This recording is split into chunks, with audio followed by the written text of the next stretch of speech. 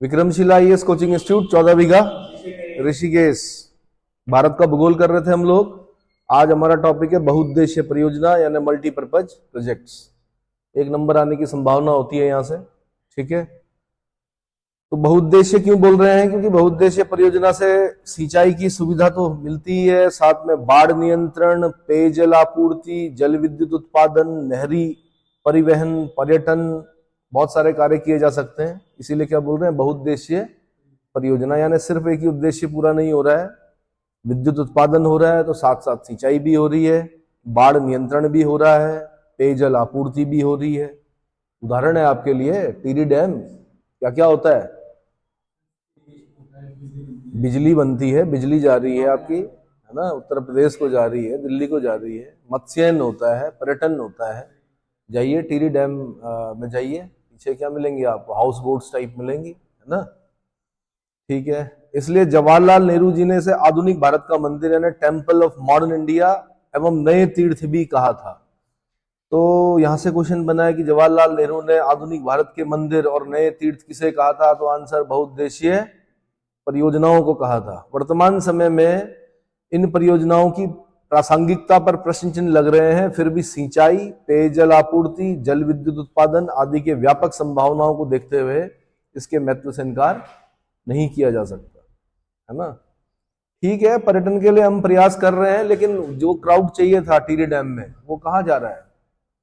Rafting तक आ रहा है, ऋषिकेश में लोग राफ्टिंग में आ रहे हैं, लेकिन जो बड़ा प्रोजेक्ट है, इतना करोड़ों रुपए जिसपे खर्च हुए हैं, तो वहां पर पर्यटन को क्या कर रहे हैं? बढ़ावा देने का प्रयास कर रहे हैं, लेकिन पर्यटक जा ही नहीं रहे हैं उस हिसाब से, जिस हिसाब से होना चाहिए था ना। जबकि बहुत उत्तराखंड सरकार ने प्रयास किए हैं। ठीक है भाई, भारत की कुछ जो बहुउद्देशीय परियोजनाएं इंपॉर्टेंट वो बता रहा हूं मैं। दामोदर घाटी परियोजना, क्या क्या क्वेश्चन बनते हैं? स्वतंत्र भारत की प्रथम बहुउद्देशीय परियोजना कौन सी है?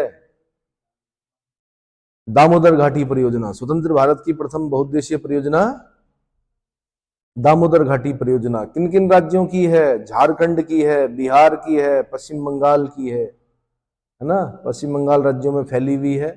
किसकी नकल है? यूएसए में टेनेसी नदी घाटी परियोजना 1933 में बन गई थी। टेनेसी नदी है एक यूएसए में, बाढ़ लाती थी यूएसए में, ठीक है, तबाही मचा देती थी। लेकिन वहां पर उन्होंने क्या किया? बहुउद्देशीय परियोजना चलाई। जब तीसा की मंदी आई, 1929 से स्टार्ट हुई थी तीसा की महान मंदी, तो सरकार ने क्या किया? जब मंदी आती है तो सरकार क्या करती है? अपना जो धन होती है उसको खर्च करती है। जो सरकार के पास जो धन होता है, प्रोजेक्ट चलाती है बड़े बड़े। तो उस जमाने में उन्होंने क्या किया? टेनेसी नदी घाटी परियोजना चलाई, और जो बहुत सफल रही। तो उसी तर्ज पर हमने दामोदर घाटी परियोजना चलाई, और इसके संयुक्त विकास के लिए 1948 में दामोदर घाटी निगम की स्थापना की गई। दामोदर घाटी निगम की स्थापना कब हुई? आंसर 1948। वो पहली पंचवर्षीय योजना सुनी होगी आपने, उद्देश्य सुना होगा कि पहली पंचवर्षीय योजना का उद्देश्य क्या था? तो कृषि और सिंचाई, एग्रीकल्चर एंड इरिगेशन, ठीक है। दामोदर नदी जो है छोटा नागपुर की पहाड़ियों से निकलकर वेस्ट बंगाल में हुगली नदी से मिल जाती है। तो दामोदर किसकी ट्रिब्यूटरी है? हुगली की ट्रिब्यूटरी है। किसकी? हुगली की ट्रिब्यूटरी है।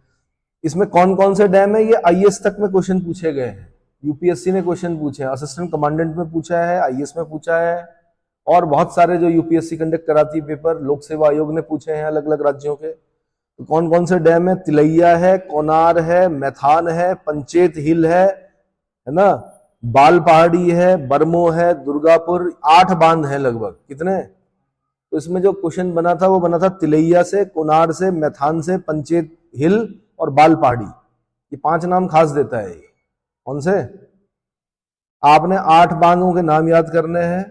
तिलैया, कोनार, मैथान, पंचेत हिल, बाल पहाड़ी, बरमो, दुर्गापुर, बोकारो।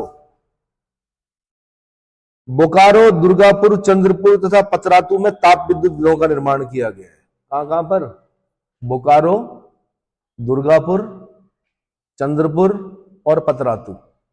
और यहां पर ताप विद्युत गृह। ताप विद्युत गृह का मतलब होता है जहां पर कोयला जलाकर बिजली पैदा की जाती है। लेकिन कोयला भी जलाओगे तो जल की आवश्यकता पड़ती है ना। जल की आवश्यकता पड़ती है। कोयला जला के क्या करेंगे? पानी को गर्म किया जाता है, स्टीम बनाई जाती है, स्टीम से टरबाइन घुमाया जाता है, तब जाके बिजली बनती है। ठीक है। यह एक ऐसी बहुउद्देशीय नदी घाटी परियोजना है जिसमें जल विद्युत से अधिक ताप विद्युत का उत्पादन होता है। जल विद्युत से अधिक ताप विद्युत का उत्पादन होता है। कथन ये मैं स्टेटमेंट में बना के देता आपको। कौन सा? कि दामोदर घाटी परियोजना में तिलैया, कोनार, मैथान, पंचेत, हिल, बाल पहाड़ी, बरमो, दुर्गापुर, बोकारो आदि 8 बांध हैं। और फिर दूसरा में देता स्टेटमेंट कि ये एक ऐसी बहुउद्देशीय परियोजना है जिसमें जल विद्युत से अधिक ताप विद्युत का उत्पादन होता है। तो इस पे आप संशय करते कि यार 8-8 डैम बता रहे हो, 8-8 बांध बता रहे हो इस पे, और साथ में आप बोल रहे हो क्या कि ताप विद्युत का उत्पादन होता है। तो हाँ जी, ताप विद्युत का उत्पादन ज्यादा होता है इसमें, क्योंकि ये क्षेत्र कैसा है? कोयला वाला क्षेत्र है। अगल बगल से क्या है? कोयला है, कोयला जलाया जाता है, कोयले से बिजली पैदा की जाती है। इतना समझ में आ गया। दूसरा है भाखड़ा नांगल परियोजना, पंजाब, हरियाणा, राजस्थान। पंजाब, हरियाणा, राजस्थान राज्य की परियोजना है, सतलज नदी पर बनाई गई है। भाखड़ा नांगल बांध किस नदी पर है? सतलज नदी पर है। वैदिक नाम क्या है सतलज का? शतुद्री। सतलज का नाम क्या है? इंडस वाटर ट्रीटी में ऊपर की 3 नदियां 1960 में हुई थी। इंडस वाटर ट्रीटी, ऊपर की 3 नदियां इंडस, झेलम, चिनाब पर किसका अधिकार है? पाकिस्तान का अधिकार है। 20% जल का उपयोग भारत कर सकता है। और नीचे की 3 नदियां रावी, व्यास और सतलुज के जल का उपयोग कौन करेगा? भारत करेगा, है ना। तो सतलज नदी पर भाखड़ा नांगल बांध। भाखड़ा बांध संसार का सबसे ऊंचा गुरुत्वीय बांध है, नदी तल से लगभग 226 मीटर। विश्व का सबसे ऊंचा गुरुत्वीय बांध है, नदी तल से 226 मीटर। गुरुत्वीय बांध को खासकर याद रखना आप। सबसे ऊंचा बांध नहीं बोल रहे हैं, क्या बोल रहे हैं? सबसे ऊंचा गुरुत्वीय बांध बोल रहे हैं, नदी तल से 226 मीटर। और दूसरा सबसे ऊंचा बांध है जिसका निर्माण 1963 में किया गया था।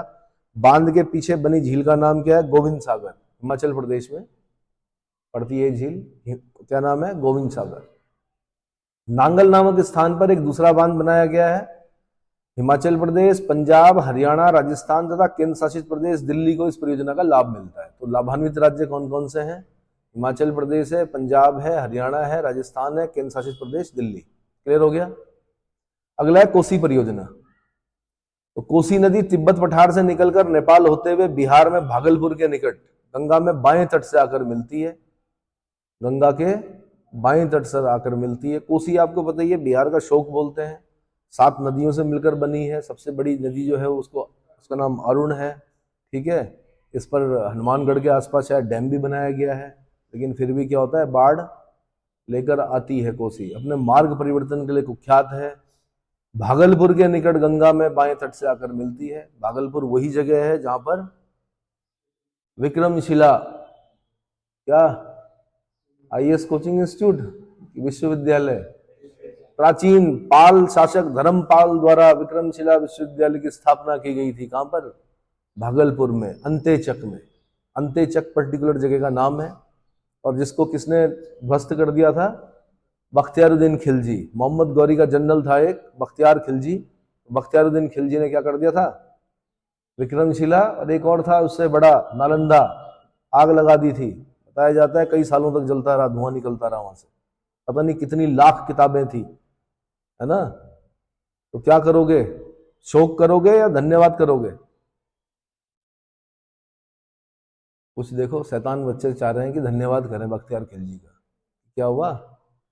पढ़ने को नहीं तो पढ़ना पड़ता है यहाँ पर, नहीं भाई। अभी तो खाली विनय पिटक, सुख पिटक, अभिदम्भ पिटक में काम चल जाता है बुद्ध का। लेकिन अगर वो किताबें जीवित होती, मतलब अभी होती वर्तमान में, तो उनका भी अध्ययन चल रहा होता है ना, उसका दर्शन पढ़ रहे होते हैं हम लोग। तो भागलपुर के निकट गंगा के बाएं तट पर आकर मिलती है। मार्ग परिवर्तन तथा विनाशकारी बाढ़ों के कारण कोसी को उत्तरी बिहार का शोक कहते हैं। मुख्य नहर कोसी पर बने हनुमान नगर बैरेज, हनुमान नगर, नेपाल और भारत की बॉर्डर जो हनुमान नगर से निकाली गई है, यह नेपाल एवं बिहार की संयुक्त परियोजना है। नेपाल और बिहार की संयुक्त परियोजना। इसका मूल उद्देश्य जल विद्युत उत्पादन, बाढ़ नियंत्रण एवं सिंचाई प्रदान करना है। भविष्य में इस योजना के शक्ति ग्रहों को दामोदर घाटी परियोजना के शक्ति ग्रहों से मिलाकर नेटवर्क बनाने की भी योजना है। क्लियर हो गया। रिहंद बांध परियोजना। रिहंद एक नदी है, सोन की ट्रिब्यूटरी है ना। उत्तर प्रदेश का जब आप मैप देखेंगे तो पिछली टांग जो है, एक तो अगली टांग है उत्तर प्रदेश की झांसी ललितपुर वाली, और एक पिछली टांग है, वहां पर रिहंद नदी दिखेगी आपको।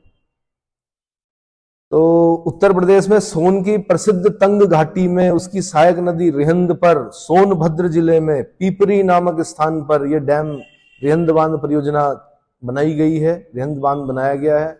इस बांध के पीछे जो रिजर्वायर है उसका नाम है गोविंद बल्लभ पंत सागर। ये ध्यान रखना, भाखड़ा नांगल बांध के पीछे जो रिजर्वायर है उसका नाम गोविंद सागर है, गुरु गोविंद सिंह जी के नाम पर है। लेकिन जो रिहंद बांध के पीछे गोविंद बल्लभ पंत सागर है, गोविंद बल्लभ पंत उत्तराखंड के थे और पहले मुख्यमंत्री थे कहाँ के, संयुक्त प्रांत उत्तर प्रदेश के। क्लियर हो गया? तो गोविंद बल्लभ पंत सागर नामक एक कृत्रिम झील बनाई गई है जो भारत की सबसे बड़ी कृत्रिम झील है। तो भारत की सबसे बड़ी कृत्रिम झील कौन सी है? हाँ जी, गोविंद बल्लभ पंत सागर। और विश्व की सबसे बड़ी कृत्रिम झील कौन सी है? विश्व की सबसे बड़ी कृत्रिम झील कौन सी? कृत्रिम मतलब मानव निर्मित। क्या करना है? फोन निकालना है, फोन में देखना है ना भाई। डैम तो बहुत बड़ा जो है, थ्री गॉर्जेस डैम है, कई शहरों को बहा दिया उसने। एक पहले हम वोल्टा पढ़ते थे, एक देश था आपका घाना, गोल्ड कोस्ट जिसको बोलते थे, वहां पर भी वोल्टा नदी पर वोल्टा। ऐसे एक करीबा बांध है, कहां पर? जाम्बिया और जिम्बाब्वे की बॉर्डर पर। किस पर? अरे यार, करीबा बांध किस पर है? जम्बेजी नदी पर है? जम्बेजी का रिजर्वायर सबसे बड़ा रिजर्वायर है क्या करीबा बांध का? जरा एरिया निकालो और थ्री गॉर्जेस डैम के पीछे के रिजर्वायर का एरिया निकालिए, कितना है? पुरानी इंफॉर्मेशन तो नहीं दे रहा है मोबाइल में। चलिए भाई, तो भारत की सबसे बड़ी कृत्रिम झील कौन सी है? रिहंद बांध परियोजना। यह मध्य प्रदेश, छत्तीसगढ़ और उत्तर प्रदेश की सीमा पर स्थित है। कहां कहां? मध्य प्रदेश, छत्तीसगढ़ और उत्तर प्रदेश की सीमा पर स्थित है। मध्य प्रदेश, छत्तीसगढ़ और उत्तर प्रदेश। क्लियर हो गया? उसका चंबल परियोजना, चंबल नदी आपने सुना होगा, अपने बीहड़ों के लिए प्रसिद्ध है। यमुना की सहायक नदी चंबल नदी के जल के उपयोग करने के लिए मध्य प्रदेश व राजस्थान में यह परियोजना संयुक्त रूप से बनाई गई। इस परियोजना के अंतर्गत मध्य प्रदेश में चौरासीगढ़ नामक स्थान पर गांधी सागर बांध और राजस्थान के रावत भाटार कोटा में राणा प्रताप सागर बांध और जवाहर सागर बांध बनाए गए। भाई राजस्थान के लोग हैं तो रावत भाटा में राणा प्रताप सागर बांध और कोटा में कौन सा? जवाहर सागर बांध। कोटा IIT सुने हो? ऐसे ही मध्य प्रदेश वालों ने अपने यहाँ जो रिजर्वायर बनाया उसका नाम गांधी सागर बांध है। कहां पर? चौरासीगढ़। कहां पर? चौरासीगढ़। ठीक है। इस परियोजना का प्रमुख उद्देश्य चंबल नदी की द्रोणी में मृदा का संरक्षण करना है। मृदा का अपरदन कर दिया है चंबल ने, बीहड़ों का निर्माण किया है, इनका रिवाइंस, बीहड़ों का निर्माण किया है। अगला हीराकुंड परियोजना, उड़ीसा राज्य में महानदी पर एक महत्वाकांक्षी परियोजना है। हीराकुंड बांध के निर्माण से पूर्व महानदी अपनी भयंकर बाढ़ों के कारण उड़ीसा का शोक, स्वारो ऑफ उड़ीसा किसको बोलते थे? उड़ीसा बर्बाद हुआ हमेशा, कभी चक्रवातों से, कभी महानदी की बाढ़ों से। तो चक्रवातों को तो नहीं रोका जा सकता, लेकिन आपदा प्रबंधन में आपने एक चीज पढ़ी होगी कि आपदा से पहले, आपदा के समय और आपदा के बाद, है ना। फिर दूसरा, हमारा जो मौसम विज्ञान संगठन है, विभाग है, वो अब पहले ही सूचना दे देता है कि भैया चक्रवात आने वाला है। क्या है? तो उन स्थानों को अब खाली कर देते हैं तो जन धन की हानि कम होती है। इस बार, पिछली बार आया था चक्रवात, आया था तो पहले ही पूरा इवैक्यूएट करके उन लोगों को दूसरे स्थानों पर क्या कर दिया गया था? शिफ्ट कर दिया गया था। तो जन धन की हानि क्या हुई? कम हुई। ऐसे ही महानदी पर जो डैम बनाया, कौन सा? हीराकुंड डैम, उससे क्या हो गया? जो उड़ीसा में आने वाली बाढ़ें थी उनकी बारंबारता को कम कर दिया। क्या कर दिया? जितनी भी आपदाएं हैं उसमें सबसे ज्यादा बारंबारता किसकी है? बाढ़ की। किसकी? बाढ़। ठीक है। हीराकुंड बांध 4801 मीटर लंबा और 61 मीटर ऊंचा है। ऊंचा तो ज्यादा नहीं है, सिर्फ 61 है, लेकिन लंबाई इसकी 4801 का मतलब समझते हो? लगभग लगभग 5 किलोमीटर, 200 मीटर कम, लगभग 199 मीटर कम। कितना? अब सोच लो आप 5 किलोमीटर कितना होता है यहां से लेके कहां तक? कहां तक? यहां से लेके, हाँ? अरे यार एम्स नजदीक है, 5 किलोमीटर थोड़े है। यहां से लेके आईडीपीएल सेकंड गेट, उससे भी ज्यादा होगा मेरे ख्याल से। समझ में आया? इतना लंबा डैम है, 4801 मीटर लंबा है, 61 मीटर ऊंचा है, विश्व का सबसे लंबा बांध है। महानदी पर हीराकुंड, तिकरपाड़ा और तथा बैराज बांध बनाए गए हैं। अब फिर याद करना पड़ेगा ये आपको, हीराकुंड, तिकरपाड़ा और बैराज बांध बनाए गए हैं। हीराकुंड इस परियोजना का मुख्य बांध है। हीराकुंड बांध बाढ़ों की पुनरावृत्ति को के कारण होने वाली गाद की समस्या से ग्रस्त है, जिससे इसकी जल भंडारण क्षमता घट गई है। ब्रजराज नगर में स्थापित कागज के कारखाने से निकले बहिर्वाह यानी एफ्लुएंट से महानदी की सहायक ईब नदी का जल प्रदूषित होता है, जिससे भी बांध को खतरा हो गया है। ये यूपीएससी ने क्वेश्चन पूछा। देखो भाई, जब आप बांध बनाओगे तो टिहरी बांध हमेशा टिहरी बांध थोड़े रहेगा, मियाद होती है हर चीज की, क्योंकि नीचे क्या जमा होना स्टार्ट हो जाता है, गाद जमा होनी स्टार्ट हो जाती है। हालांकि उसको समय समय पर निकाला जाता है, लेकिन कब तक निकालोगे? 100 साल ज्यादा ज्यादा किसी बांध की मियाद कितनी होगी? 100 ईयर्स, इतनी तो होगी। फिर क्या हो जाएगा? वो पूरा वहां तक गाद भर जाएगी, जिस दिन भर जाएगी उस दिन डैम खत्म। समझ में आ रहा है? तो जल भंडारण क्षमता घट गई है किसकी? हीराकुंड बांध की। कारण क्या है? 2 कारण है। एक तो बाढ़ों की पुनरावृत्ति के कारण गाद की समस्या उत्पन्न हो जाती है, और दूसरा ब्रजराज नगर में एक कागज कारखाना है, उससे जो एफ्लुएंट निकलता है उससे महानदी की सहायक नदी ईब नदी प्रदूषित हो गई है, इससे भी बांध को खतरा हो गया। क्लियर हो गया? अगली गंडक परियोजना। यह परियोजना उत्तर प्रदेश तथा बिहार के संयुक्त प्रयास है। 1959 में एक समझौते के अनुसार नेपाल भी इसमें सम्मिलित हो गया। इस परियोजना का जो प्रमुख तत्व है वो कौन कौन से हैं? नंबर 1, गंडक नदी पर वाल्मीकि नगर में एक बैराज बनाया गया है। गंडक नदी पर शालिग्रामी, सदा नीरा बोलते हैं इसका, एक अन्य नाम क्या है? सदा नीरा गंडक का नाम है। वेदों में जो नाम मिलता है कि विधेय माधव ने पूर्वी भारत का आर्यकरण किया, आर्य संस्कृति को पूर्वी भारत तक लेकर गए वो, क्योंकि आर्य तो कहाँ रहते थे? पंजाब में, 5 नदियों का आब पंजाब। पूर्वी भारत तक कौन ले गया आर्य संस्कृति को? विधेय माधव। कौन ले गए? लेकिन सदा नीरा से आगे नहीं बढ़ पाए, गंडक नदी से आगे नहीं बढ़ पाए। तो वाल्मीकि नगर में एक बैराज बनाया गया है। 4 नहरें, 2 भारत और 2 नेपाल में, और 15 मेगावाट का एक शक्ति गृह जो नेपाल की तराई क्षेत्र की शक्ति की आवश्यकताओं को पूरा करता है। नेपाल का जब आप मैप देखेंगे तो ऊपर वहां भी वही हिसाब है जैसे उत्तराखंड में पढ़ते हैं हम कि जी trans Himalaya, greater Himalaya, middle Himalaya, Shivalik range, और उसके बाद क्या? तराई, भाबर तराई, है ना। मधेशी वाला जो विवाद हुआ था उसमें देखा होगा आपने, नीचे जो नीचे वाला पार्ट है वो तराई वाला पार्ट है, उस तराई भाग की जो विद्युत आपूर्ति या विद्युत की आवश्यकताओं को पूरा कौन सा बांध करता? गंडक परियोजना। क्लियर हो गया? उसके बाद है भाई इंदिरा गांधी नहर परियोजना। इंदिरा गांधी नहर परियोजना विश्व की विशालतम सिंचाई परियोजना है। इसका उद्घाटन 30 मार्च 1958 को तत्कालीन गृह मंत्री गोविंद बल्लभ पंत ने किया था। राजस्थान, देखो गोविंद बल्लभ पंत ने किया था, उत्तराखंड पॉइंट ऑफ व्यू से इंपॉर्टेंट, क्योंकि उनका जो जन्म है वो कहाँ के हैं? उत्तराखंड के हैं। उस समय उत्तर प्रदेश में आता था उत्तराखंड, है ना। क्यों बनाना पड़ा था उत्तराखंड? क्या जरूरत थी? पहाड़ी क्षेत्र था, बड़ी रिस्पेक्ट थी। ऐसा नहीं कि उत्तर प्रदेश में रिस्पेक्ट नहीं थी, पूछते थे कहाँ से आए हैं। हम बोलते थे कि हम केदारनाथ से आए हैं, हम बद्रीनाथ से आए हैं, पैर छूते थे वो लोग। कौन? सचिवालय के जो लोग थे, लखनऊ में हुआ करता था सचिवालय, सबसे पहले उत्तराखंड के लोगों का काम किया जाता था। ये बोला जाता था कि भाई बहुत दूर से आ रखे हैं, सीधे लोग हैं, है ना। लेकिन हुआ क्या कि जितनी भी योजनाएं थी वो थोड़ा चढ़ाई चढ़ के हाँपने लगती थी, ऊपर तक पहुंच ही नहीं रही थी। ठीक है, सरकार ऐसा नहीं कि पैसा रिलीज नहीं कर रही थी, कर रही थी, पर ऊपर तक नहीं पहुंच पा रहा था। स्थिति जहां की तब एक नए राज्य के क्या गठन की बात वैसे तो बहुत पहले से चल रही थी पहाड़ी राज्य की, लेकिन फिर जोर पकड़ी। 9 नवंबर 2000 को क्या हो गया, उत्तराखंड राज्य बना।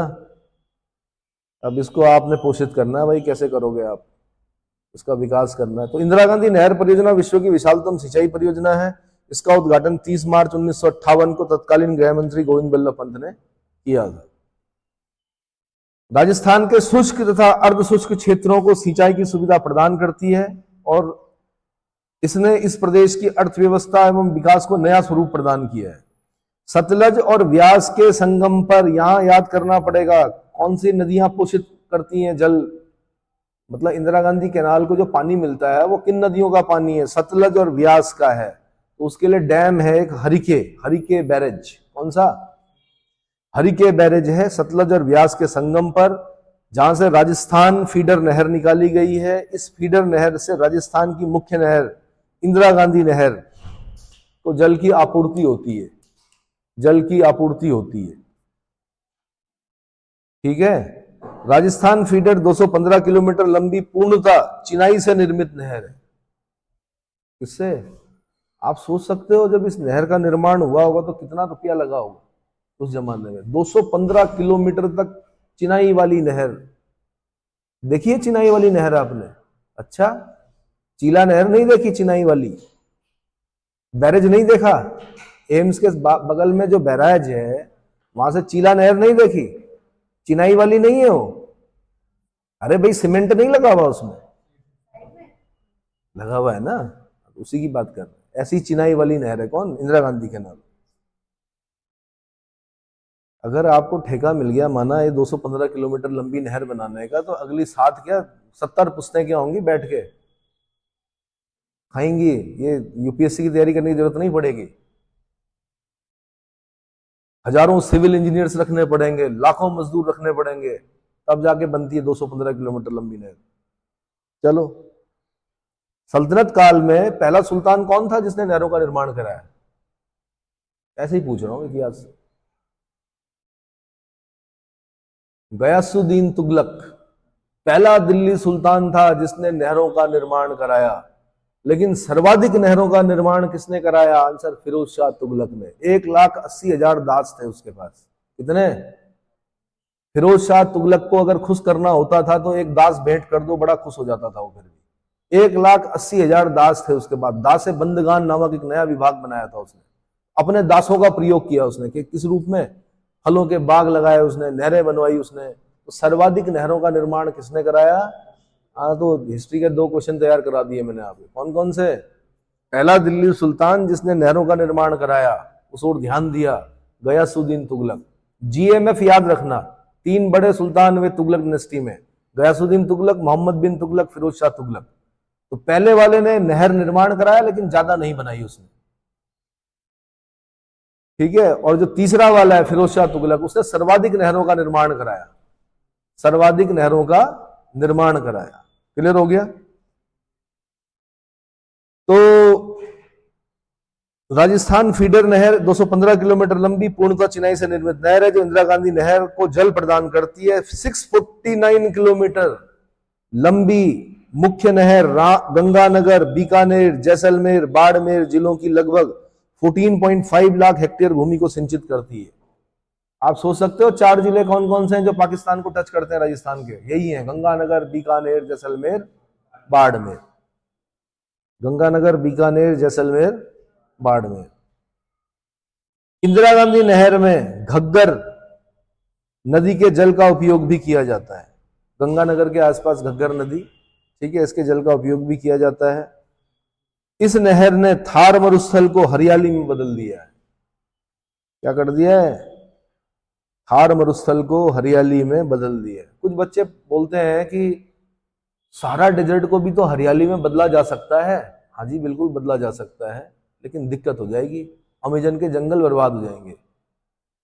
अब आप बोलोगे कहाँ रह गया अमेजन, कहाँ रह गया सहारा, है ना? तो सारा डेजर्ट हो गया अफ्रीका में और अमेजन के जंगल हो गए कहाँ? साउथ अमेरिका, ब्राजील वाला जो पार्ट है, सिल्वास के जंगल जहां है। आप बोलोगे ऐसे कैसे हो जाएगा? तो वहां से हर साल करोड़ों टन जो रेत उड़कर जाती है उस जंगल को क्या करती है? पोषित करती है। इसको अमेजन के जंगलों को। तो आपका पूरा भूगोल बदल सकता है, दिक्कत हो सकती है। इसकी वजह से अगर सारा डेजर्ट क्या हो गया, हरा हो गया, अगर उसको हरा कर दिया आपने। जैसे गोबी डेजर्ट को मंगोलिया वाले और उधर से चाइना वाले टकला मकन डेजर्ट, गोबी डेजर्ट को क्या कर रहे हैं, हरा करने का प्रयास कर रहे हैं। हरियाली आ भी रही है वहां पर, तो आने वाले समय में दिक्कत हो सकती है। लोएस के जो मैदान है चाइना के, वो प्रभावित होंगे, और भी बहुत कुछ हो सकता है। चलो जी, कहां तक पहुंचे हम? थार मरुस्थल को हरियाली में बदल दिया है। इससे कपास जैसी वाणिज्यिक उपजों तथा चारा उगाने में बहुत सफलता मिली है। इससे प्रदेश में कृषि तथा पशु आधारित उद्योगों के विकास में सहायता मिलेगी। किसमें? अब आप बोलते होंगे कि रेत में क्या होगा? रेत में, भाई आपका मानना यह है ना कि मिट्टी में होता है सब कुछ, रेत में नहीं होता है। तो अभी नवरात्रे गए आपके, क्या किया था? सबसे पहले एक पात्र लाए होंगे आप मिट्टी का, उसमें क्या डाली आपने? गंगा जी की रेत डाली, उसमें क्या बोए? जौ। रोज क्या किया आपने? पानी डाला, ऊपर से आपने आम के पत्ते रखे होंगे, रोज पानी डाला, सिंचाई दी उसको। 9वें दिन क्या किया? क्या पाया आपने? हरियाली हुई। इसका मतलब रेत को अगर आप क्या करोगे, सिंचित करोगे, कुछ भी हो सकता है। समझ में आ गया? चलो जी, इससे प्रदेश में कृषि तथा पशु आधारित उद्योग के विकास में सहायता मिली। अब आप बोलोगे पशुओं का क्या मतलब इरिगेशन से? भाई चारा, अगर आपके 9 दिन में हरियाली उग सकती है तो पशुओं का चारा भी उग सकता है। किसमें? जो फर्टाइल नहीं थी, जो रेत, जो वैसा डेजर्टेड पार्ट था, वहां पर आपका चारा होने लगा। चारा अच्छा होगा तो क्या होगा? पशु को मिलेगा, पशु स्वस्थ होगा, दुधारू होगा, अच्छा दूध देगा, डेयरी इंडस्ट्री क्या होगी? विकसित होगी, है ना। अतिरिक्त खाद्यान्न, पेयजल की उपलब्धता, मरुस्थल के प्रसार पर नियंत्रण इस परियोजना की अतिरिक्त लाभ है। मरुस्थल फैल रहा था, वरना थार का क्या हो रहा था? मरुस्थल फैलते हैं, आज ऋषिकेश तक हैं, कल देहरादून तक होंगे, परसों पता चला कहां, बिजनौर, धामपुर सब घेर लिया। रेत उड़ती है ना तो मरुस्थल फैलता है। क्या होता है? जैसे संसार का सबसे बड़ा डेजर्ट सहारा है, ये सब जानते थे। यूपीएससी ने ये नहीं पूछा, उसने कहा सहारा डेजर्ट के नीचे अर्ध मरुस्थलीय क्षेत्र है, उसको क्या कहते हैं? मतलब सहारा डेजर्ट तो है, लेकिन सहारा डेजर्ट के नीचे अर्ध मरुस्थल है। अर्ध मरुस्थल मतलब आधा है, अभी मरुस्थल पूरा नहीं बना हो। उस अर्ध मरुस्थलीय क्षेत्र का नाम पूछा, तो कौन सा रीजन है वो? साहेल। क्या है? साहेल। यूपीएससी पूछती है ऐसे क्वेश्चन, जहां तक आपकी नजर नहीं जाती। टिहरी बांध परियोजना भाई अगला, कौन सी? अभी इसके बारे में क्या बताना, यहीं के हो आप निवासी। भागीरथी, भिलंगना, गणेश प्रयाग है, वहां पर कितना 260.5 मीटर ऊंचा बांध बनाया गया है। हाँ जी। स्वामी राम तीर्थ सागर बोलते हैं स्थानीय लोग, सुमन सागर बोलते हैं, 2400 मेगावाट का है ना। भूकंपीय जोन, सिस्मिक जोन पर है ये क्या, टिहरी डैम सिस्मिक जोन 5 में आता है, जो कि भूकंप संभाविता की दृष्टि से अत्यधिक संवेदनशील है। तो भाई क्यों बनाया हमारे सर के ऊपर? भाई सबसे पहले तो कौन? ऋषिकेश वाले ही जाएंगे अगर माना कुछ गड़बड़ हो गया तो। लेकिन क्या है कि रेक्टर स्केल पर 7-8 तक का भूकंप झेल सकता है, 7 तक का, 8 तक का, अब पता नहीं झेलता नहीं झेलता, 9 तक का नहीं झेल सकता। और सिस्मिक जोन जो 5 होता है, वहां पर 9 तक का भूकंप आ सकता है। बद्रीनाथ केंद्र था 1803 में भूकंप का, रेक्टर स्केल पर 9 का भूकंप आया था। तो ये मत सोचना कि दोबारा नहीं आएगा, आएगा एक ना एक दिन, है ना। उस दिन क्या करेंगे लोग? हाँ जी, कुछ नहीं कर सकते प्रकृति के सामने। क्या नहीं कर सकते हैं? प्रॉपर्टी का कागज दिखाएंगे ऐसे करके, देखो मेरी इतनी जमीन, मेरा इतना बड़ा, क्या? हाँ जी, अरे हवा से उड़ जाएंगे इसके साथ, छोड़ो। चलो कहां तक बोला मैंने? सिस्मिक जोन 5 में आता है। इसीलिए भाई जो आपके पर्यावरणविद थे हमारे सुंदरलाल भगोना जी, जगह जगह लिख रहे थे जिसने भी गंगा को छेड़ा डूब गया उसका बेड़ा। लेकिन यह भी सच है कि ऊर्जा आवश्यकता को पूरा करने के लिए सदावाहिनी नदियों पर ही डैम बनाए जा सकते हैं। इन पर, और सदावाहिनी नदियां कौन सी हैं हमारी? यही है, हिमालयी नदियां जो है सदावाहिनी है ना। और डैम बनाने से क्या होता है? पर्यावरणविद क्यों मना करते हैं? उनका कहना यह था कि भाई इतना बड़ा मत बनाओ, छोटे छोटे बना दो। छोटी छोटी जो परियोजनाएं होती हैं, आप एक बड़ा डैम बनाने से क्या होगा आपका कि रिजर्वायर होगा पीछे, स्वामी राम तीर्थ सागर, उससे क्या होगा, उससे नीचे की जो रॉक्स हैं उस पर क्या होगा, और एक फॉल्ट जा रहा है नीचे से, रॉक पर दबाव पड़ेगा, रॉक टूट सकती है, इलास्टिक रिबाउंड थ्योरी, प्रत्यास्थ पुनश्चलन सिद्धांत, अगर वो नीचे की रॉक टूट गई तो क्या होगा, भूकंप आएगा, जन धन की हानि होगी, डैम को दिक्कत हो सकती है। इसलिए कंक्रीट वाला डैम नहीं बनाया गया। कौन सा बनाया गया? रूस से पूछा गया भाई कि आपके यहाँ क्या करते हैं, उन्होंने कहा हम तो कॉफर डैम बनाते हैं।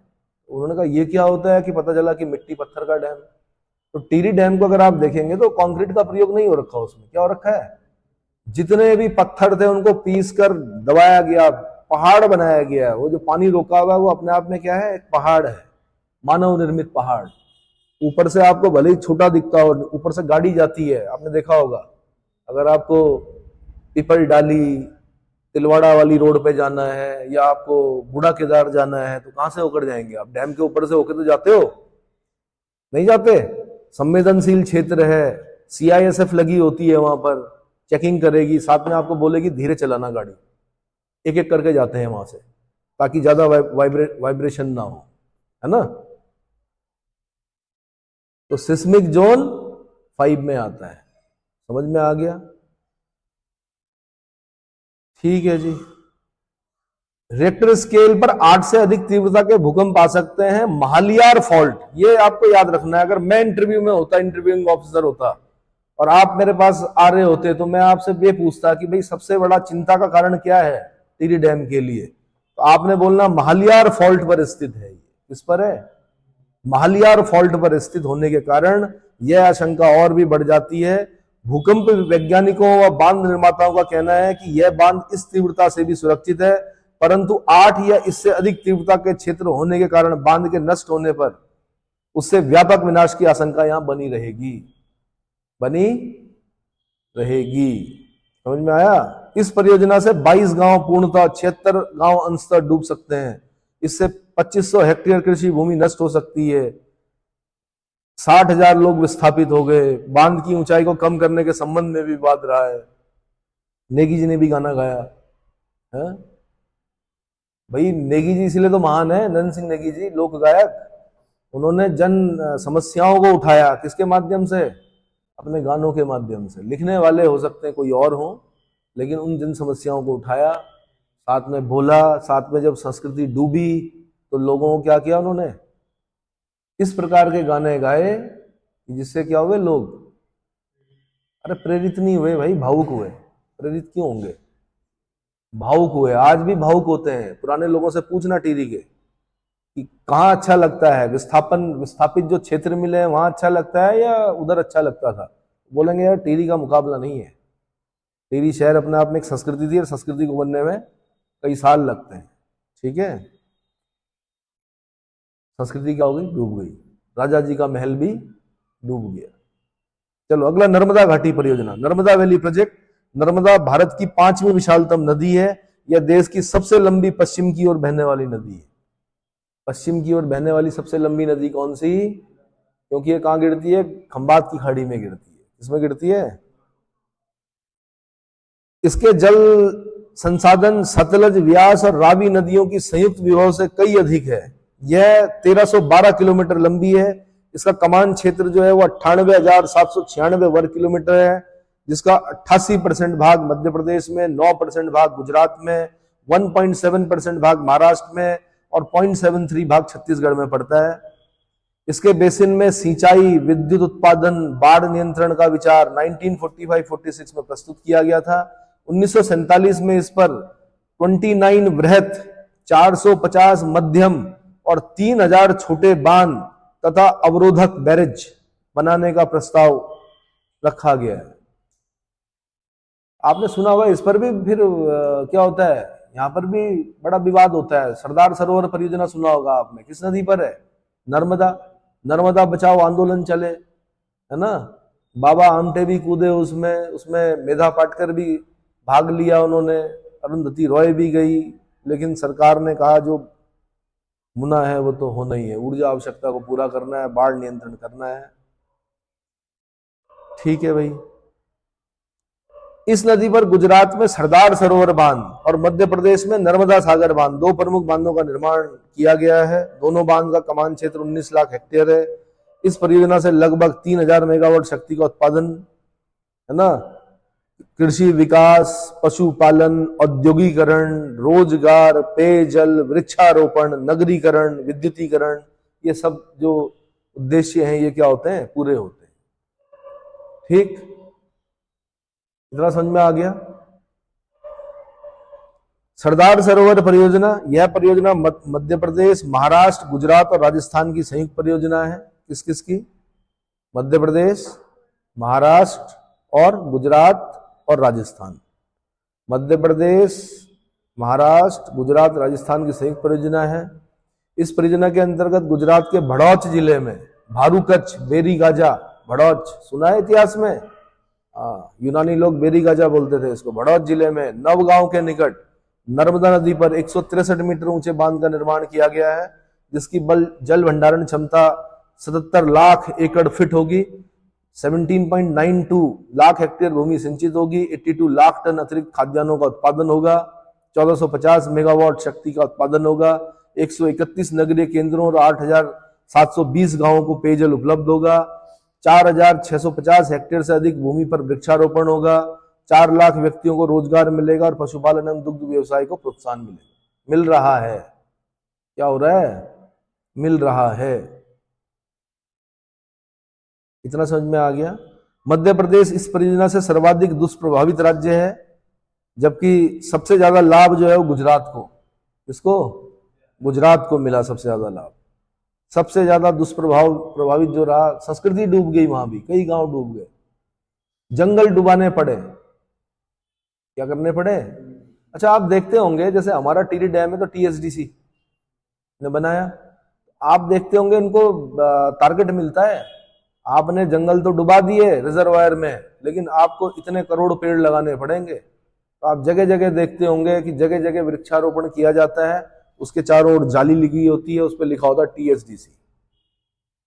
तो क्या वो उनका शौक है या उनका पर्यावरण के प्रति क्या प्रेम है? नहीं, उनको टारगेट मिला है कि आपने अगर इतना बड़ा क्षेत्र क्या किया है, वन अगर आपने डुबाए हैं, तो आपको इतने पेड़ लगाने पड़ेंगे। क्या लगाने पड़ेंगे? हाँ जी। और एक अकेला व्यक्ति भी करोड़ों पेड़ लगा सकता है अगर वो अपने पे आ जाए। वंगारी मथाई थी एक अफ्रीका की, सुने हैं नाम? ग्रीन बेल्ट रेवोल्यूशन चलाया उन्होंने, 3 करोड़ पेड़ लगाए कि 2 करोड़ 3 करोड़ के आसपास उनकी संस्था ने, कितने? तो नोबेल शांति पुरस्कार मिला उनको। जबकि किसके लिए मिलता है पुरस्कार? नोबेल शांति पुरस्कार शांति स्थापित करने के लिए। रूस और यूक्रेन की जो लड़ाई रुकवा देगा, इजराइल और फिलिस्तीन और ओमान, ईरान, इनके विवाद जो निपटा देगा, जो भूमिका अदा करेगा, उसको नोबेल पीस प्राइज मिलना चाहिए कायदे से, कि भैया युद्ध नहीं शांति। लेकिन क्या होगा? वंगारी मथाई को देते हुए नोबेल जो संस्था थी, उन्होंने क्या कहा? उन्होंने कहा पर्यावरण को शांत करना भी शांति ही होता है, पर्यावरण को साफ करना भी क्या है, शांति में ही माना जाएगा। इसलिए हम बंगारी मिठाई को क्या कर रहे हैं, बहुत पहले की बात है, देख लेना कब मिला था बंगारी मिठाई को, कब मिला? ग्रीन बेल्ट रेवोल्यूशन 2004 में मिल गया उनको नोबेल पीस प्राइज। और कहां की थी बंगारी मिठाई? केनिया की। तब तो पैदा हुए होंगे कुछ लोग। क्या है डेट ऑफ बर्थ? 2002, 2004, ये पैदा हुए थे। बंगारी मिठाई को नोबेल पीस प्राइज मिल रहा था, केनिया की। हाँ जी बिल्कुल। तो सरदार सरोवर परियोजना के बारे में मैंने बता दिया। उसके बाद मध्य प्रदेश इस परियोजना से सर्वाधिक दुष्प्रभावित राज्य है। सर्वाधिक लाभ गुजरात को मिला। डूबने वाले अधिक क्षेत्रों में अधिकांश जो क्षेत्र थे वो मध्य प्रदेश के थे। इस परियोजना में 200 गांव के डूबने, कमान क्षेत्र के 15 लाख के विस्थापन, 39.1 लाख हेक्टेयर भूमि के जलमग्न होने की लगभग इतना हुआ है। नर्मदा सागर परियोजना, इसे इंदिरा सागर बांध के नाम से भी जाना जाता है। नर्मदा सागर परियोजना, इसे इंदिरा सागर बांध के नाम से भी जाना जाता है। इस परियोजना की आधारशिला अक्टूबर 1984 में रखी गई थी। 1984 में श्रीमती इंदिरा गांधी पूर्व प्रधानमंत्री की हत्या हो गई थी, पता है? किसने की थी? इंदिरा गांधी की हत्या किसने की थी? खालिस्तान का चल रहा था उस जमाने में, अलग पंजाब की मांग चल रही थी, किसने की थी? उन्हीं के दो अंगरक्षक थे, क्या नाम था उनका? हाँ जी, बेअंत सिंह, चेक करना जरा। हाँ, सतवंत सिंह और बेअंत सिंह, है ना। बड़ा बवाल हुआ उस जमाने में। 1984 में रखी गई थी। इस परियोजना के अंतर्गत पुनासा मध्य प्रदेश के निकट बांध का निर्माण कार्य जारी है। आप लोग पूछते हो ना इतनी जेड सुरक्षा क्यों दी जाती है प्रधानमंत्री को, या इतनी सुरक्षा क्यों होती है? कई लोग चिढ़ते भी हैं कि हमें रोक दिया कि यहां पर, कहां पर? माना प्रधानमंत्री का काफिला जा रहा हो तो आपको रोक दिया जाएगा। क्यों रोक दिया जाएगा? तब आप चिढ़ते हो कि बताओ जी, प्रधानमंत्री का काफिला जा रहा, हमें देर हो रही थी और हमें रोक दिया। भैया पब्लिक प्रॉपर्टी है, देश के प्रधानमंत्री हैं। इस देश में एक प्रधानमंत्री की हत्या हुई है, एक क्या दो की हुई है वैसे तो, शास्त्री जी की भी हत्या हुई है, लेकिन विदेशों में जाके हत्या हुई उनकी। लेकिन यहां पर जो एक प्रधानमंत्री की, उन्हीं की आवास में, जो प्रधानमंत्री आवास है दिल्ली में, वहीं पर उन्हीं के अंगरक्षकों के द्वारा क्या की गई? हत्या की गई। जब ऐसा होता है, जिस देश में संसद पर हमला हो सकता है ना, इसका मतलब हमारे शत्रु बहुत हैं अगल बगल, तो उसी तरह से अलर्ट रहना पड़ता है मुख्यमंत्री के लिए, और किसके लिए? प्रधानमंत्री के लिए, तो सुरक्षा देनी पड़ती है। तो कभी आपको रोका जाए तो रुक जाइए चुपचाप। समझ में आया? हाँ, जजेस के लिए भी होती है, प्रोटोकॉल होते हैं। आप जज बन गए तो आप गलियों से नहीं जा सकते, आपको मुख्य सड़क से ही होकर जाना पड़ेगा, है ना। कोड ऑफ कंडक्ट्स होते हैं। ये नहीं कि कहीं नुक्कड़ में गोलगप्पे की दुकान में गोलगप्पे खा रहे हो, तब नहीं, तब आप क्या बन गए? My Lord. ठीक है। स्पाइडरमैन ने कहा था, great powers comes with great responsibility. तब आप सामान्य मनुष्य नहीं रहते हो, तब आप क्या रहते हो? जब तक रिटायर नहीं हो जाते तब तक आप विशेष रहते हो। रिटायर होने के बाद भी आपको जजेस कॉलोनी में शिफ्ट किया जाता है, आपको बोला जाता है कि जजेस कॉलोनी में रहिए। कहाँ रहिए? ऐसे नहीं कि बीच में कहीं 14 बीघा ढाल वाला मकान ले लिया। समझ में आया? क्यों? क्योंकि आपके द्वारा निपटाए गए केस में क्या न जाने कितने शत्रु होंगे आपके, आपको ढूंढ लेंगे वो 60 साल के बाद, ढूंढेंगे, आपको नुकसान पहुंचा सकते हैं। इसलिए उनको क्या सुरक्षा दी जाती है लास्ट तक, और दी भी जानी चाहिए भाई, क्योंकि अपराधी जो प्रवृत्ति के लोग होंगे वो थोड़े भूलते हैं। जुआ अगर कट जाएगी तो लहू पुकारेगा, बदला बदला, सुना है? तो इसे इंदिरा गांधी सागर बांध के नाम से भी जाना जाता है, इसे, ये नर्मदा सागर परियोजना को। इस परियोजना की आधारशिला अक्टूबर 1984 में रखी गई थी। इस परियोजना के अंतर्गत पुनासा, पुनासा कहां पड़ता है? मध्य प्रदेश में, इस बांध का निर्माण किया गया है। नर्मदा सागर परियोजना या इंदिरा गांधी बांध कहां पर है? पुनासा मध्य प्रदेश में है, जिससे 1.40 लाख हेक्टेयर भूमि पर सिंचाई और लगभग 1550 मेगावाट शक्ति का उत्पादन किया जाता है। किंतु इसके जलाशय के निर्माण से 91,000 हेक्टेयर भूमि, 80 गांव पूर्णतः और 105 गांव अंशतः जलमग्न हो गए हैं। इससे हरसुद नगर 900 वर्ग मील उर्वर कपास उत्पादन क्षेत्र, 40,000 हेक्टेयर वन क्षेत्र जलमग्न हो गया है। इससे 1.5 लाख लोग विस्थापित हो गए हैं। कितने? जिससे पुनर्वास की समस्या उत्पन्न हो गई है। लोगों को शिफ्ट करना पड़ता है भाई, है ना।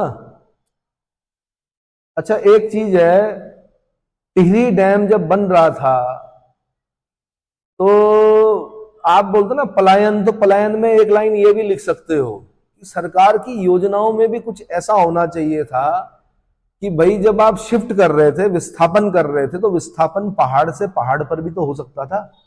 जरूरी था पहाड़ से मैदान पर करना, पर क्योंकि लोग मान नहीं रहे थे तो लोगों को लालच दिया गया। तो पुरानी पीढ़ी तो नहीं मानी, लेकिन नई पीढ़ी मान गई। नई पीढ़ी ने कहा अच्छा ऋषिकेश देहरादून के बीच में मिलेगा प्लॉट, हाँ जी ठीक है। और पुरानी पीढ़ी आज तक रोती है कि यार हमें नीचे क्यों लाए, हम तो पहाड़ के लोग हैं। तो विस्थापन कायदे से क्या किया जाना चाहिए था? पहाड़ से पहाड़ पर किया जाना। जैसे नई टिहरी बसाया गया, कितना सुंदर शहर है ना। मकानों से महंगे वहां के पुश्ते हैं, क्या है पुश्ते, समझते हो? हाँ, उतने का मकान नहीं है वहां पर जितने का पुश्ता है। इस तरह से आप विस्थापन करते यार, एक नया नगर बसाते। चलो पलायन, जिस राज्य की राजनीति का ही पलायन हो गया हो, जिस राज्य के क्या, जब आप पलायन पर निबंध लिखोगे ना, कुछ चीजें लिख देना, राजनीति का भी पलायन हुआ है। बनाया किसने? पहाड़ के लोगों ने। क्या बनाया? सामान्य लोग थे आप, आपको क्या बनाया? पहले ब्लॉक प्रमुख बनाया, फिर विधायक बनाया, फिर क्या बनाया? आपको मुख्यमंत्री बनाया। और आपने क्या किया? शिफ्ट हो गए आप, आपने सीट मांगी नीचे से, किसी ने डोईवाला से, किसी ने हरिद्वार से, और उसके बाद क्या हो गया?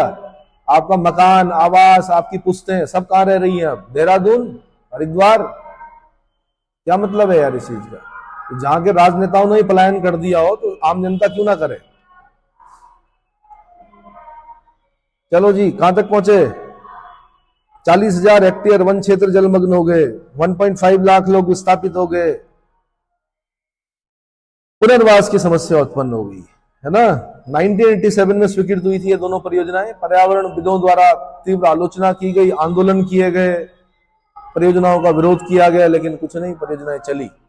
अगला केन बेतवा लिंक परियोजना, अमृत क्रांति के नाम से 25 अगस्त 2005 को प्रायद्वीपीय नदी विकास योजना के अंतर्गत शुरू की गई यह योजना देश की प्रमुख नदी जोड़ने की दिशा में एक क्रांतिकारी पहल था। देखो, महान लोग हमेशा कुछ ना कुछ सीखते हैं किसी ना किसी से।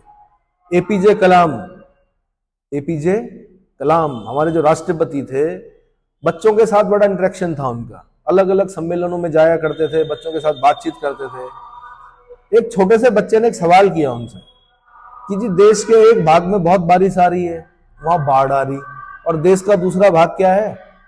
सूखे से ग्रस्त है, वहां की नदियां सूखी हुई हैं, हम इन नदियों को जोड़ क्यों नहीं देते? क्या कंसेप्ट समझ में आया? एपीजे कलाम जो राष्ट्रपति थे उनके समझ में आया, उन्होंने इस बात का प्रस्ताव रखा। उन्होंने कहा एक नदी जोड़ो परियोजना क्या होनी चाहिए देश में, यानी जिनमें बाढ़ आ रही है उनके जल को, जो सूखी नदियां हैं वहां पर क्या कर दो? जोड़ दो, शिफ्ट कर दो। बहुत अच्छी परियोजना। उसमें जो पहली नदी जोड़ो परियोजना, जो अब तो हम अमृत क्रांति के नाम से जान रहे हैं, लेकिन नदी जोड़ो परियोजना की जो पहली परियोजना है वो केन बेतवा लिंक परियोजना है। कौन सी? बेतवा सुना है? बेतवा सुना है? कहां जाती हैं सारी नदियां? यमुना में जाती हैं कि चंबल में जाती हैं? हाँ जी, केन किसकी है? यमुना। पार्वती और केन के बीच में भोपाल नगर है। भोपाल किसके बीच में है? ना सॉरी, पार्वती और बेतवा, पार्वती और बेतवा के बीच में भोपाल नगर है। यहां से भी क्वेश्चन बना हुआ है कि भोपाल किसके बीच में है? दो नदियों के बीच में। चेक कीजिए, केन बेतवा को चेक कीजिए। केन बेतवा लिंक परियोजना अमृत क्रांति के नाम से 25 अगस्त 2005 को प्रायद्वीपीय नदी विकास योजना के अंतर्गत शुरू की गई। यह योजना देश की प्रमुख नदियों को जोड़ने की दिशा में क्रांतिकारी पहल है। 8 दिसंबर 2021 को केंद्रीय मंत्रिमंडल ने केन बेतवा नदियों को परस्पर जोड़ने की परियोजना के वित्त पोषण और कार्यान्वयन को मंजूरी प्रदान की, और यह परियोजना राष्ट्रीय परिप्रेक्ष्य योजना यानी नेशनल पर्सपेक्टिव प्लान एनपीपी के तहत देश की पहली नदी जोड़ो परियोजना है। देश की पहली नदी जोड़ो परियोजना है। इस परियोजना के तहत केन नदी के अधिक के जल को बेतवा नदी में भेजा गया। साथ ही मध्य प्रदेश के छतरपुर जिले में दौधन गांव में केन नदी पर एक बांध का निर्माण किया गया। इस परियोजना के क्रियान्वयन के लिए Ken Betwa link project authority यानी केबीएलपीए यानी Ken Betwa link project authority की स्थापना की गई। जैसे टीएसडीसी थी हमारे लिए टिहरी डैम के लिए, वैसे यहां के लिए क्या, केबीएलपीए की स्थापना की गई। इस परियोजना को से प्रतिवर्ष 10.62 लाख हेक्टेयर भूमि की सिंचाई, 103 मेगावाट पन बिजली, 227 मेगावाट सौर ऊर्जा का उत्पादन किया जाएगा। इस परियोजना से उत्तर प्रदेश के 4 जिले बांदा, महोबा, झांसी, ललितपुर, मध्य प्रदेश के 9 जिले पन्ना, टीकमगढ़, छतरपुर, सागर, दमोह, दतिया, विदिशा, शिवपुरी और रायसेन ये लाभान्वित होंगे। ये सुने हैं जिले आपने? शिवपुरी, आप बोलोगे हमारा शिवपुरी तो हमारे यहाँ है। एक शिवपुरी जिला है, कहां पर? मध्य प्रदेश में। एक आपने ये सुना होगा विदिशा, बेसनगर, गरुड़ स्तंभ, हेलियोडोरस, अंटिलकिडास का राजदूत, सुना है? ऐसे आपने रायसेन डिस्ट्रिक्ट में सुना होगा, कौन सा स्तूप सुना होगा? कौन सा? सांची, सांची स्तूप, रायसेन डिस्ट्रिक्ट, मध्य प्रदेश, सुना है? वही। अगला है बगलिहार परियोजना। कौन सी? बगलिहार परियोजना। ये जम्मू कश्मीर में चिनाब नदी पर 450 मेगावाट की जल विद्युत परियोजना है। इस बांध के निर्माण को पाकिस्तान 1960 के सिंधु जल समझौते का उल्लंघन मानता है। यह समझौता विश्व बैंक की मध्यस्थता में हुआ था, world bank, IBRD, international bank for reconstruction and development. अगला किशन गंगा परियोजना। यह जम्मू कश्मीर में झेलम नदी की सहायक नदी, किशन गंगा। पाकिस्तान बोलता है किशन गंगा, नहीं, पाकिस्तान बोलता है नीलम, हम बोलते हैं किशन गंगा। पाकिस्तान क्या बोलता है इसको? किसकी ट्रिब्यूटरी है नीलम? झेलम की। ठीक है। इस पर 330 मेगावाट की जल विद्युत परियोजना का निर्माण हुआ है। इस परियोजना की शुरुआत 2007 में की गई थी। भारत झेलम नदी की इस शाखा के जल को दूसरी शाखा में भेजना चाहता है। इसके लिए 21 किलोमीटर लंबी भूमिगत सुरंग बनाने की भारत की योजना है। पाकिस्तान ने इसे 1960 ईस्वी के सिंधु जल समझौते का उल्लंघन माना है। फिलहाल अंतर्राष्ट्रीय मध्यस्थता न्यायालय PCA ने 2013 में भारत के पक्ष में निर्णय दिया था। अगला ब्यास परियोजना। यह परियोजना पंजाब, हरियाणा, राजस्थान राज्यों की सम्मिलित परियोजना है। इसके अंतर्गत इंदिरा गांधी नहर में शीत ऋतु में नियमित जलापूर्ति बनाए रखने के लिए ब्यास नदी पर पोंग बांध बनाया गया है। पोंग डैम किस नदी पर है? ब्यास पर है। ऐसे क्वेश्चन पूछते हैं वो, पोंग किस पर है? ब्यास पर है। थीन किस पर है? रावी नदी पर है। संजय जल विद्युत परियोजना किस पर है? मतलब कैसी परियोजना है? हिमाचल प्रदेश की अंडरग्राउंड परियोजना है, भूमिगत जल परियोजना है। ऐसे क्वेश्चन पूछता है वो। ठीक है। अब इसके बाद मैं आगे बताऊंगा आपको राष्ट्रीय जल नीति मसौदा 2012।